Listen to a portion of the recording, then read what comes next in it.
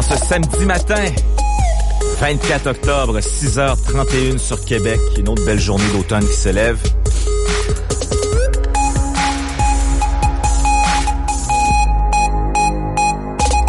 On est mal parti, Alex. J'ai lu une étude cette semaine qui dit que 80% des gens n'aiment pas qu'on leur parle de leurs habitudes alimentaires. Oh.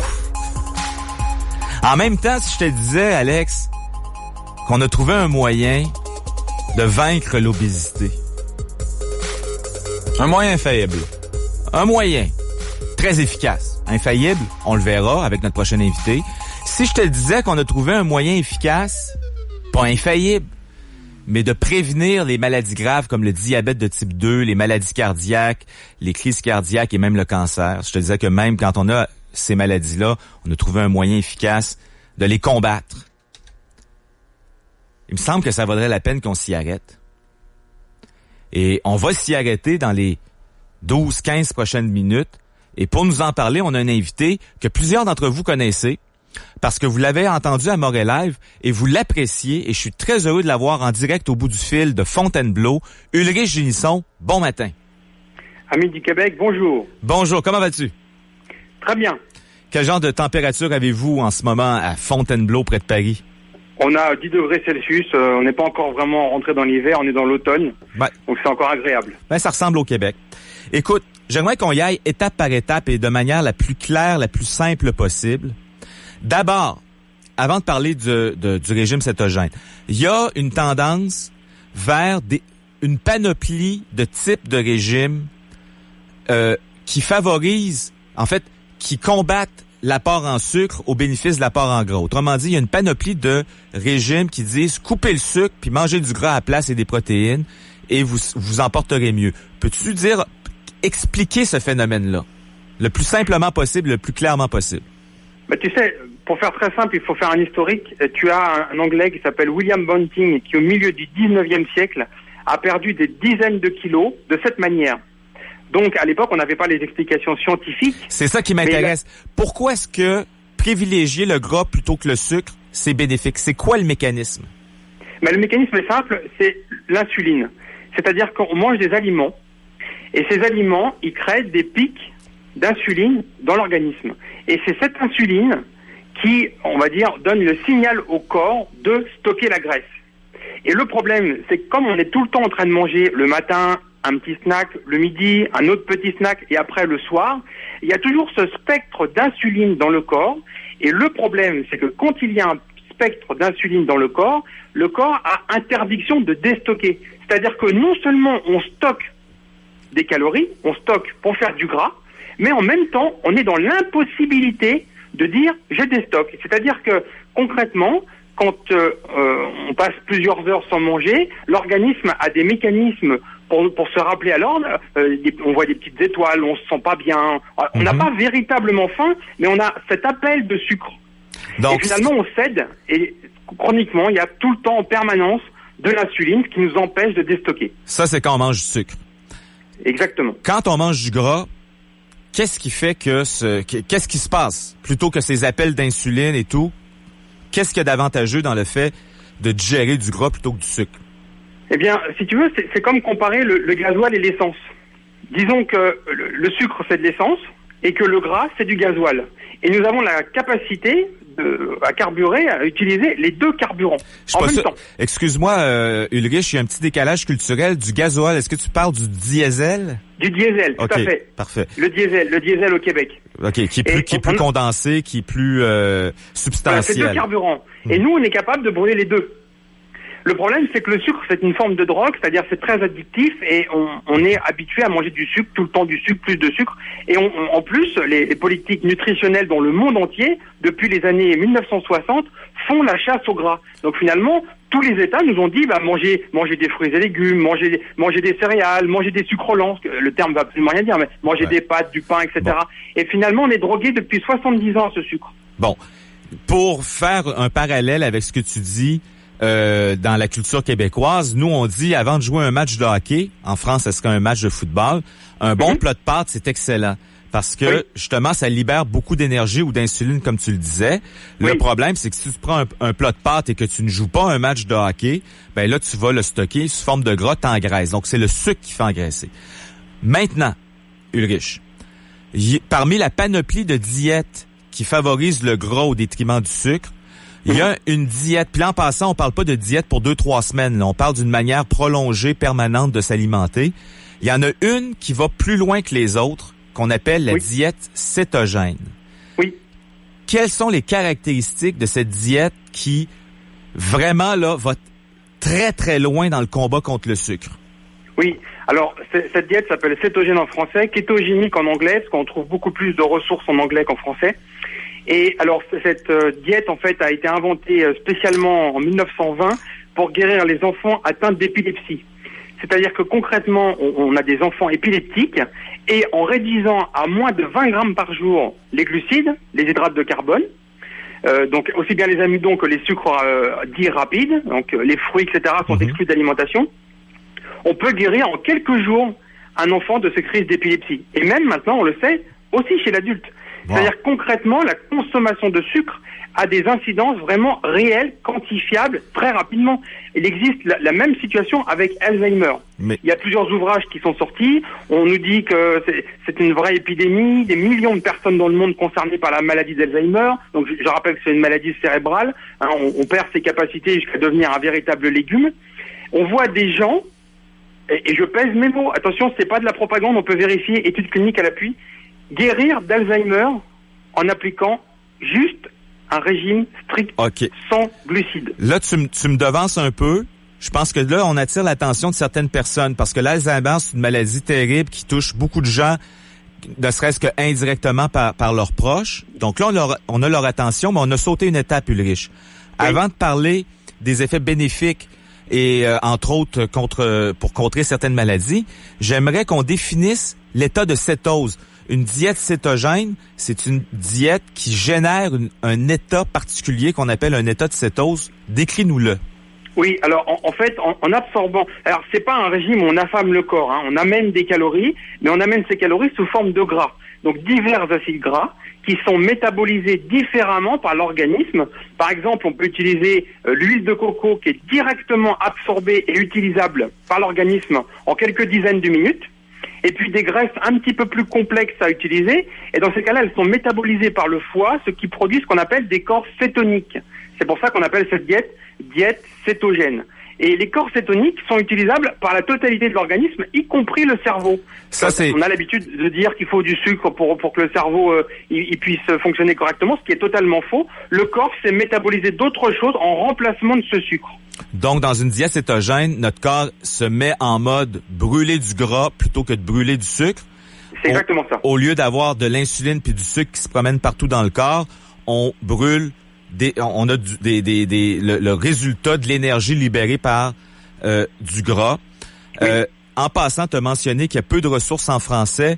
Tu as démarré avec ta conjointe il y a quelques mois un site qui s'appelle Eat Fat to be Fit, EAT-FAT. En fait, allez sur la page de Fred Tétu. Je l'ai posté ce matin sur la page de Fred Tétu, qui est la page de notre émission. Je vous recommande chaleureusement. Puis d'ailleurs, entre autres, il y a une présentation du régime cétogène par le docteur Gabriela Segura, très, très complète. Une présentation très complète. Et vous allez trouver sur le site de Ulrich des témoignages, des recettes, des références de livres, des articles scientifiques, énormément de choses. Je vous le recommande chaleureusement. Et Ulrich, je t'encourage à ne pas lâcher. Parce que je sais que tu as eu un moment de découragement cette semaine. Oui, c'est gentil, mais tu sais, en France, même dans le monde francophone, c'est un peu difficile. Je vois un petit peu dans le monde anglophone comment ça bouge. En Nouvelle-Zélande, en Australie, en Afrique du Sud, même en Angleterre, en Allemagne. Faut savoir, par exemple, qu'en Allemagne, quelqu'un qui est touché par un cancer se voit proposer de manière automatique par un nutritionniste une alimentation cétogène Je savais pas pour ça. l'aider à combattre le cancer. Bon. Alors qu'en France, moi je connais plusieurs personnes qui ont un cancer, les nutritionnistes sont même pas au courant. Bon, avant d'arriver, parce que là, tu touches un aspect important, parce qu'encore une fois, l'Alzheimer, ça touche beaucoup de gens, mais le cancer, là, imaginez, on est en train de parler d'une alimentation qui peut permettre de combattre le cancer. Avant d'y arriver, pour donner une illustration de si moi je me mets au cétogène demain, j'aimerais que tu me fasses la liste de 5 ingrédients que je devrais éliminer, parce que je veux éliminer le sucre. Oui. S'il y en a 6 ou 7. Fais-moi les plus frappants, les plus quotidiens, les plus... Le sucre prend 2 formes, donc on va dire les sucres en général, et puis de l'autre côté, les amidons. Donc les sucres, c'est les sucres qu'on trouve dans les fruits. C'est tout ce qui a un goût sucré, pour faire simple. Hein. Donc on coupe les fruits. On coupe les fruits. Alors on peut garder les moins sucrés comme des myrtilles, des framboises, des fraises, etc. Mais tous les plus sucrés comme les bananes, le raisin, etc. doivent être exclus d'alimentation parce qu'on monte beaucoup trop rapidement et en trop grande quantité en sucre. Ben là, tu viens de m'enlever ma banane, là. J'aime ça manger une banane au déjeuner, moi. Oui, c'est vraiment déjà beaucoup de sucre pour le corps. Alors, on enlève la plupart des fruits. Évidemment, les jus de fruits, on n'en parle même pas parce que c'est extrêmement sucré. Et en passant, pour avoir vécu longtemps avec une pédiatre, source d'obésité chez les enfants en bas âge. Donc, OK, les fruits, à part les petites baies, on coupe ça. Là, il y a des gens qui viennent d'être surpris. Quoi d'autre? Alors ensuite, il y a tout ce qu'on appelle amidon. Donc les amidons, on les retrouve dans les farines, donc toutes les viennoiseries, le pain, on le retrouve dans le riz, dans les pâtes, la semoule, même les lentilles, donc tous les amidons. Les amidons, en fait, sont vraiment la plus grosse source de glucides, donc d'hydrates de carbone, de sucre dans l'alimentation. C'est le pire. Là, tu viens de m'enlever mes pommes de terre, donc ma poutine, qui est notre mets national au Québec. Tu viens de m'enlever mes pâtes, mon spaghetti, ma pizza, en tout cas sous sa forme traditionnelle, mon pain. Oui. Oh boy. OK. Quoi d'autre? Eh bien, tout ce qui est... alors après, si tu veux, l'alimentation cétogène, c'est pas quelque chose qui est triste, hein, parce que moi, ça fait moi-même 2 ans pour laquelle je me l'applique. Et finalement, on retrouve beaucoup de légumes. Tu vois, par exemple, en France, on a ce qu'on appelle la raclette ou la tartiflette, qu'on fait traditionnellement avec des charcuteries, du fromage et de la pomme de terre. Il suffit de remplacer la pomme de terre par du navet. Le navet, c'est neutre, et finalement, on a exactement le même résultat. Donc, c'est juste enlever des habitudes. Bon. Alors, est-ce qu'il y a d'autres aliments principaux, un ou 2 ou 3 exemples? Parce que là, il y a des gens qui nous écoutent puis qui se disent, on peut bien maigrir avec cette diète-là, on peut rien manger. Est-ce que 1 ou 2 autres éléments qu'il faudra enlever? Puis après ça, on parlera des aliments qui sont recommandables dans une diète cétogène. Tu sais, principalement, le problème de l'alimentation, ça vient des pommes de terre. On consomme des choses aussi bien dans les fast-foods sous forme de frites. Donc les pommes de terre, le riz, le pain, ça c'est déjà principalement les pâtes bien sûr, et puis après tous les dérivés, donc comme tu disais les pizzas, quelqu'un qui ferait fast-food le midi avec des frites et pizza le soir, ça sera vraiment catastrophique, donc il faut vraiment remplacer ça. Dans une diète cétogène, donne-nous 5 aliments champions, 5 aliments là, si je me mets au cétogène, 5 aliments que je vais consommer plus parce que je suis sur une diète cétogène, que ce soit certains légumes ou certaines sources de protéines. Déjà, alors première chose, on va réincorporer beaucoup de gras. Parce que les gens ont fait, depuis des décennies, on a l'habitude d'enlever le gras, donc on enlève le beurre, on enlève la crème fraîche, on enlève les huiles, etc. Et finalement, là, c'est exactement le contraire, il faut vraiment les réincorporer, parce que ça devient le carburant principal. Écoute, alors, quand vous dites crème fraîche, parce que j'ai vu ça sur à plusieurs reprises dans les recettes cétogènes, entre autres, quand vous dites crème fraîche en France, vous voulez dire quoi? Est-ce que c'est une crème à 35%? Est-ce que c'est Elle est entre 40 et 50% selon la nature du lait pour la fabriquer. Okay, parce à 40 et 50% de matière grasse. Nous, on trouve pas plus que crème à 35% normalement ici. Parce qu'elles sont déjà écrémées. Il y a eu des lois qui ont été passées pour ça. Aux États-Unis, c'est pareil, ils ont le même problème. Bon. Donc c'est des crèmes spéciales. Après, dans chaque pays, selon les habitudes alimentaires, on va trouver des aliments différents. En Afrique du Sud aussi, ils consomment des choses que nous en Europe on consomme pas. Donc je peux manger. Il y a des différences. Je peux manger de la viande rouge, du poisson, des œufs. Alors principalement, donc on réincorpore tout ce qui est gras. Ensuite, bien sûr, alors on peut manger des œufs autant qu'on en veut, 4-5 par jour s'il faut, dur, en omelette, en brouillé. Enfin ça c'est comme on préfère. Et puis on réincorpore aussi pas mal de viande, mais pas trop. Faut pas non plus abuser de viande. L'idée c'est pas d'incorporer beaucoup de protéines. C'est pas un régime hyper protéiné. Mm-hmm. Et puis bien sûr après là c'est clair que c'est des grosses portions. On peut de manière illimitée manger des légumes. Donc c'est des poireaux, des brocolis, du chou-fleur, du chou-cal. Toi je vais en manger ce soir. Du Beaucoup de feuilles. Beaucoup de feuilles, les épinards, tout ça, c'est vraiment illimité. Si je te dis, hier matin, j'ai déjeuné avec un avocado tranché, servi sur un lit de roquette, avec un morceau de feta et quelques olives, nappé d'huile d'olive. Est-ce que j'étais correct pour ta diète? Oui, c'était parfait. Bon. Maintenant, le lien avec le cancer, le lien avec le diabète, le lien avec les maladies cardiaques, quel est-il? Parce que tu l'as mentionné tout à l'heure, tu as dit en Allemagne, quand quelqu'un a le cancer, d'office, on lui recommande une diète cétogène. Pourquoi? Alors, explication scientifique, je vais essayer de te la simplifier vraiment. Oui, parce que en passant, Ulrich, de toute façon, on est dans la simplification parce qu'on veut pas convaincre les gens, on veut ouvrir les esprits puis les envoyer s'ils veulent en savoir plus. Il y a ton site Eat Fat to be Fit et d'autres, entre autres, qui est un super beau lieu où il y a toutes sortes de ressources. Donc, tu peux y aller très simple. Puis si les gens veulent en savoir plus, ils iront, entre autres, sur la page de Fred Tétu. J'ai mis le lien. Oui, en plus c'est un site bénévole. Moi, mon travail, je ne suis pas médecin, donc mon travail en fait, c'est juste de relayer les travaux des médecins pour que ça soit un petit peu plus connu et que les gens aient envie d'en savoir un petit peu plus. Alors, de façon très simple, Ulrich, pourquoi est-ce que ce régime-là est-il si efficace pour contrer ou prévenir certaines maladies comme le cancer, comme les maladies cardiaques, comme le diabète de type 2? Pour le cancer, c'est extrêmement simple. Il faut comprendre que les cellules cancéreuses sont extrêmement peu performantes. C'est-à-dire qu'elles se nourrissent comme les cellules saines de sucre, pour faire simple, de glucose, mais pour faire simple de sucre. Mais comme elles sont très peu performantes, elles en consomment jusqu'à 18 fois plus. OK, qu'une cellule saine. Pour se démultiplier, elles consomment 18 fois plus qu'une cellule saine. Donc finalement, dans l'alimentation, quand on coupe son apport en glucides, de glucides, voilà, on affame les cellules cancéreuses. Parce que contrairement aux cellules saines, elles sont incapables de s'alimenter avec autre chose que du glucose, autre chose que du sucre. Donc, on coupe le carburant. Le sucre, c'est l'aliment des cellules cancéreuses. Si on coupe le sucre, on leur coupe les vivres. Exactement. Et pour imager ce que je viens de te dire, il y a une imagerie médicale qui s'appelle le PET scan. Et le PET scan, quand on a un cancer, donc ça sert à voir les ramifications du cancer sur le corps. Finalement, on donne un sucre spécial, légèrement irradié. Et une fois que les cellules ont consommé ce sucre, à l'imagerie médicale, on voit dans le corps où il y a des métastases, où se trouvent les cellules cancéreuses. On détecte le cancer. Justement à cause de ça. Bon. Exactement. Ben écoute, et je suppose qu'il y a une logique similaire, par exemple, avec le diabète, c'est évident, c'est un problème d'insuline, donc pas besoin de faire un dessin. Pour la santé cardiaque, quel est le lien entre la diète cétogène et la santé cardiaque?